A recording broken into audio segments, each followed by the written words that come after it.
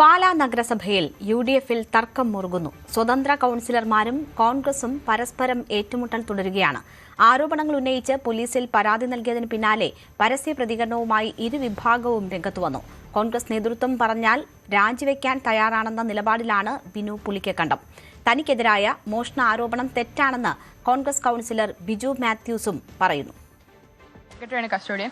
അപ്പം സെക്രട്ടറിയെ അറിയിക്കാതെ അല്ലെങ്കിൽ എന്നെ അറിയിക്കാതെ ഒരു നോട്ടീസോ അല്ലെങ്കിൽ ഒരു വാറണ്ടോ ഒന്നും ഇല്ലാണ്ട് അവരത് അതിക്രമിച്ച് തുറന്നു കയറി ഒരു അരമണിക്കൂറോളം സ്പെൻഡ് ചെയ്തു. അപ്പോൾ ഇത് വിവരം അറിഞ്ഞ് ഞാൻ ഉടനെ വന്നു. അപ്പം അവിടുത്തെ എൻ്റെ OAയോട് ചോദിച്ചപ്പോഴാണ് പറഞ്ഞത് നിർബന്ധിച്ച് തുറപ്പിച്ചു എന്ന് പറഞ്ഞു.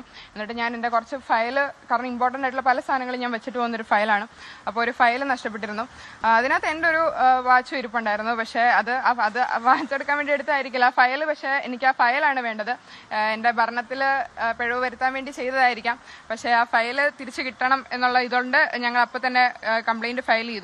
പിന്നെ ഇവിടെ അതിക്രമിച്ച് കയറിയ കൗൺസിലറാണ് അത് നിർബന്ധിച്ച് തുറന്നതെന്ന് പറഞ്ഞ സെക്രട്ടറി ഇവിടുന്ന് കൗൺസിലർക്കെതിരെയും ഒരു പരാതി പോന്നിട്ടുണ്ട്. വളരെ അടിസ്ഥാനരഹിതമായ ഒരു ആരോപണം. പോലീസ് എന്നോട് മഗസർ എഴുതാൻ വേണ്ടിയിട്ട് ഈ താഴത്തെ നിരയിൽ നിന്ന് എന്നെ വിളിച്ചു. ഞാൻ അദ്ദേഹത്തിനൊപ്പം പോയി. ആ പിറകിലുള്ള ഒരു സീറ്റിൽ ഇരുന്നുകൊണ്ട് അവർ ചോദിച്ച ചോദ്യങ്ങൾക്ക് മറുപടി കൊടുത്തു ഇറങ്ങിപ്പോരുകയായിരുന്നു. ഈ നഗരസഭയുടെ താഴത്തെ ഫ്ലോറിൽ, ഓഫീസ് ഫ്ലോറിൽ നിന്ന് ഞാൻ കയറി ചെല്ലുമ്പോൾ അവിടെ നഗരസഭാ ജീവനക്കാരൻ ഓഫീസിന് മുമ്പിലുണ്ട്. ആ നഗരസഭാ ജീവനക്കാരനാണ് ഈ റൂം ഏതാണെന്ന് പോലീസ് ചോദിക്കുമ്പോൾ തുറന്നു കൊടുക്കുന്നു. പോലീസുകാർക്കൊപ്പം കയറുന്നു, പോലീസുകാർക്കൊപ്പം തിരിച്ചിറങ്ങുന്നു. എൻ്റെ കാഴ്ചയിൽ ഞാനോ പോലീസുകാരോ അവിടെ ഇരുന്ന നഗരസഭാ ജീവനക്കാരനോ അവിടുന്ന് ഒരു സാധനം മോഷ്ടിച്ചതായിട്ട് അറിയില്ല. അതിന് തൊട്ട് ശേഷം ഞാൻ താഴോട്ട് ഇറങ്ങുമ്പം ദിയ ബിനു പുളിക്കക്കണ്ടവും ബിജു പുളിക്കക്കണ്ടവും, അതായത് ചെയർപേഴ്സണും ആ മുറിയിലേക്ക് ഓടി കയറുന്നത് കണ്ടു. എന്തോ സാധനം, അവർക്ക് എന്തോ കാര്യം അവിടെ എന്തോ അവർക്ക് മാറ്റാനുണ്ടായിരുന്നിരിക്കാം. എന്തോ സാഹചര്യമുണ്ട്. ഈ വിഷയത്തിൽ ഈ നഗരസഭയിൽ ഒരു മോഷണം ഇതിന് സമാനമായി നടന്നിട്ടുണ്ട്. ആ മോഷണ കേസിലെ പ്രതി ഈ ബിനു പുളിക്കക്കണ്ടമാണ്. ആ കേസ് നടക്കുന്നുണ്ട്. അദ്ദേഹത്തെ തന്നെ ചോദ്യം ചെയ്യുന്നതായിരിക്കും. സമാന കേസിൽ പ്രതിയായ ആളെ തന്നെ ചോദ്യം ചെയ്യുന്നതായിരിക്കും ഇത്തരത്തിൽ പോലീസിന് ചെയ്യാനുള്ളത്. നഗരസഭയിലെ തർക്കം മൂലം പാലാ വീണ്ടും ശ്രദ്ധാകേന്ദ്രമാകുന്നു, പാലാ രാഷ്ട്രീയം ശ്രദ്ധാകേന്ദ്രമാകുന്നു എന്നുള്ളതാണ് എടുത്തു പറയാനുള്ളത്. കഴിഞ്ഞ LDF നഗരസഭയുടെ കാലത്തും വലിയ തർക്കങ്ങൾക്ക് വേദിയായിരുന്ന നഗരസഭയാണ് ഇത്തവണ UDF-ന്റെ കയ്യിലെത്തിയപ്പോഴും സമാനമായ തർക്കങ്ങൾ തുടരുന്നത്.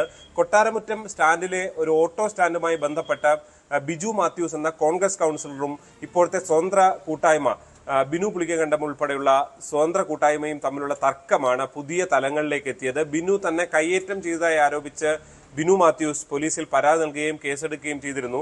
തൊട്ടു പിന്നാലെയാണ് ഇന്നലെ പുതിയ സംഭവം ഉണ്ടാകുന്നത്. ചെയർപേഴ്സൺ ദിയ പുളിക്കക്കണ്ടത്തിന്റെ ചേംബറിൽ അതിക്രമിച്ച് കയറി ഫയൽ മോഷ്ടിച്ചു, ദിയയുടെ വിലപിടിപ്പുള്ള വാച്ച് മോഷ്ടിച്ചു എന്ന ആരോപണമാണ് അവർ ഉന്നയിച്ചത്. കോർപ്പറേഷൻ സെക്രട്ടറിയും നഗരസഭാ സെക്രട്ടറിയും ഒപ്പം തന്നെ ഈ ചെയർപേഴ്സണും ഒക്കെ പോലീസിൽ പരാതി നൽകുകയും ചെയ്തിരുന്നു. എന്തായാലും ഏറ്റവും ഒടുവിൽ ഈ കോൺഗ്രസിന് എന്തെങ്കിലും തങ്ങളെക്കുറിച്ച് പരാതി ഉണ്ടെങ്കിൽ സംസ്ഥാന കോൺഗ്രസ് നേതൃത്വവും ജോസഫ് ഗ്രൂപ്പിന്റെ സംസ്ഥാന നേതൃത്വവും ഒക്കെ ഇടപെട്ടാണ് പാലയിൽ ഇങ്ങനെ ഒരു സ്വതന്ത്ര കൂട്ടായ്മയുമായി ചേർന്ന് ഭരണം പിടിച്ചത്. അതുകൊണ്ട് തന്നെ അങ്ങനെ ഒരു തർക്കമുണ്ടെങ്കിൽ ഭരണമൊഴിയാൻ കോൺഗ്രസ് നേതൃത്വം ആവശ്യപ്പെട്ടാൽ ഭരണമൊഴിയാൻ തങ്ങൾ തയ്യാറാണെന്ന് സ്വതന്ത്ര കൂട്ടായ്മ നിലപാട് വ്യക്തമാകുന്നുണ്ട്.